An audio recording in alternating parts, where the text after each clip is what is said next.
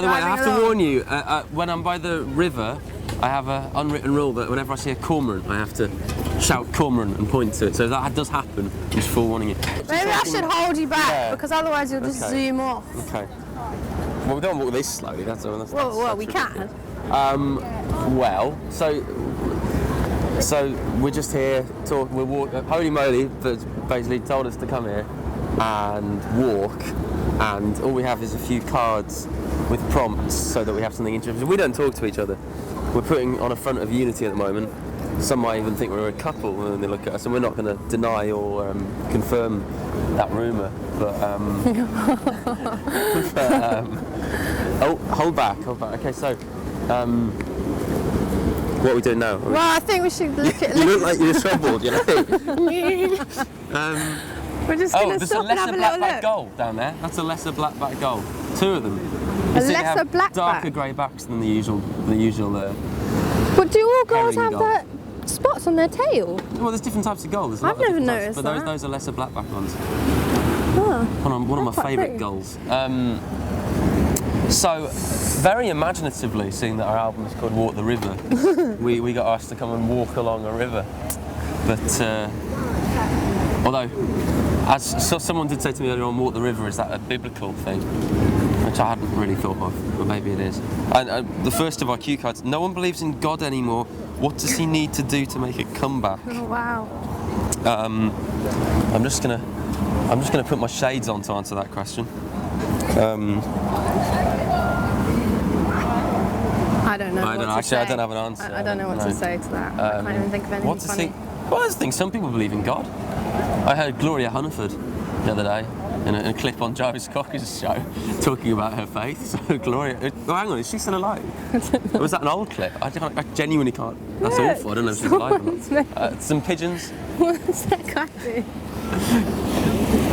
You don't have to hold onto my arm with the way I you do. Okay, all right. Move on to the next card. We described your life performances as erotic. That would be much as erratic. Would you describe them as erratic, or do you have a better description? I'd like to know what gigs you came to, actually. No, I mean, I'd rather use erotic. Actually. I'd rather use erotic. Yeah. I think it's fair to say that we've been erratic in the past, but I think that was always our intention, in a way. That's a good excuse for doing a bad gig. I think we have a sort of, we really don't like. Well, I'm not going to knock other bands. It depends what you're doing, but we're never going to be a band that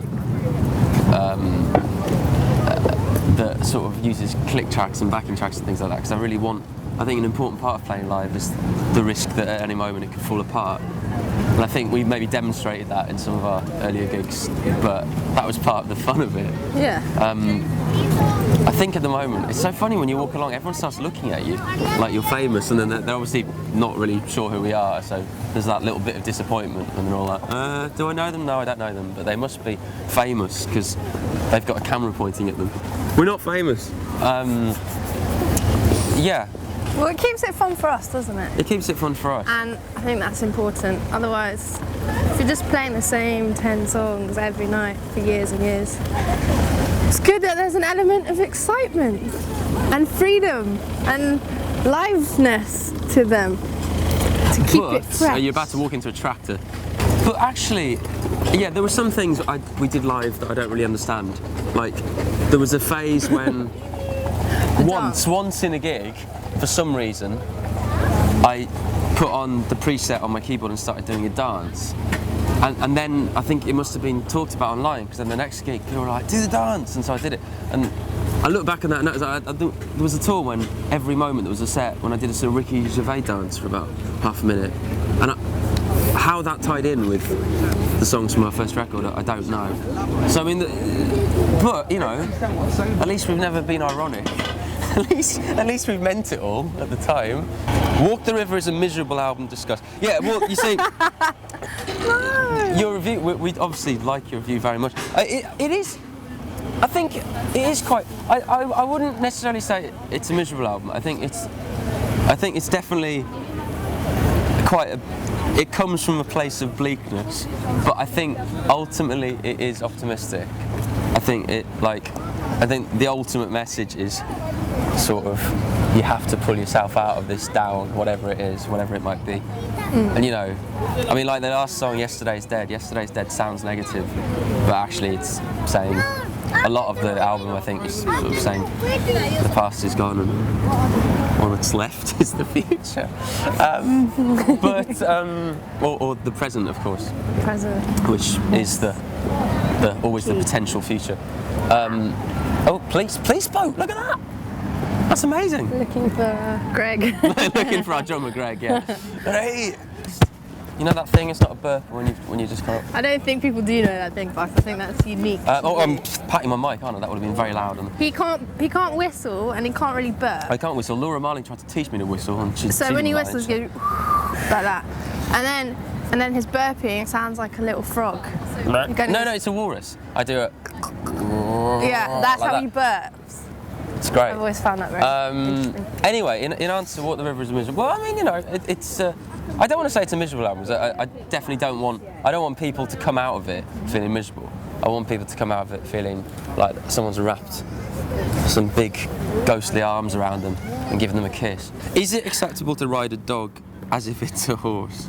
Yes. Well, of course, it depends what kind of dog it is. Because if it's one of those little It depends how big you are as well. things like that, then I mean you wouldn't be able to. You'd literally feel like. Yeah, but like if you're that. a little person. If you're a little person, I think still you'd struggle. I think my nephew would struggle to. I used to ride my brother's dog. I mean the proper little stupid things that you could tread on and look like mice, like. Yeah. But I mean if it was like a red setter or something. But I don't know how you'd write. I mean, I think it's acceptable. Well, I mean, I don't know. It's really. I mean, I can imagine the dog would enjoy it. The people here today have really no idea what's going on. In this location, everyone has no idea who they are, and the people that do know who they are don't even know it.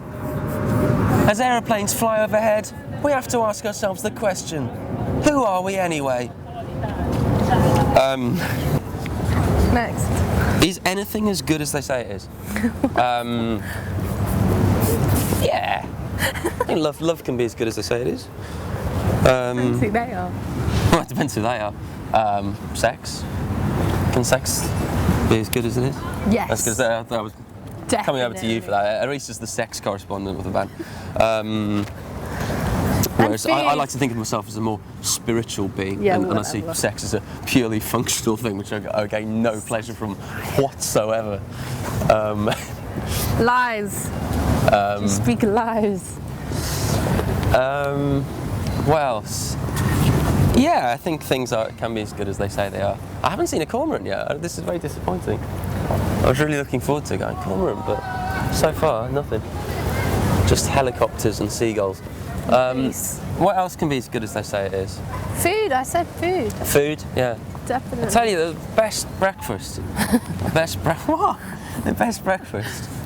Mango. They're going to think I'm a food journalist now. Mango. What else? I can't remember what else was Good it. one. No, it was mango, passion fruit. In fact, that's literally just it. Mango and passion fruit in a bowl. That's it. What's the worst film you've ever seen?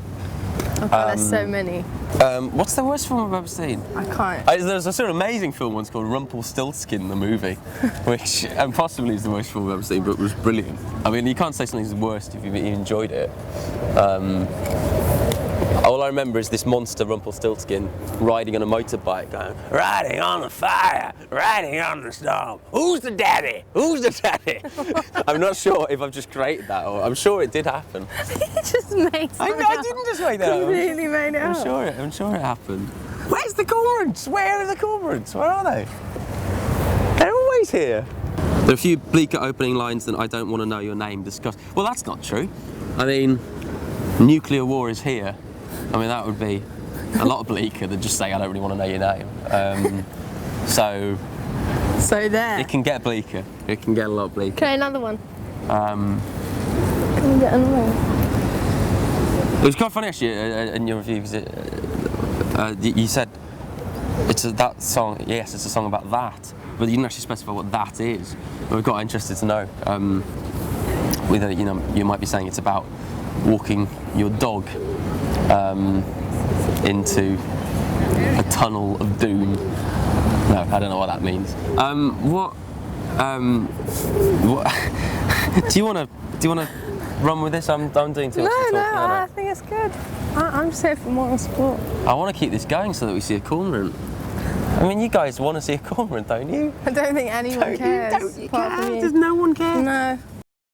CGI one in, so maybe Yeah, a massive pretend cormorant. you've seen one and we'll put one in. I gone couldn't through do all that. of I wouldn't be prepared to do that. That would work against everything I stand for.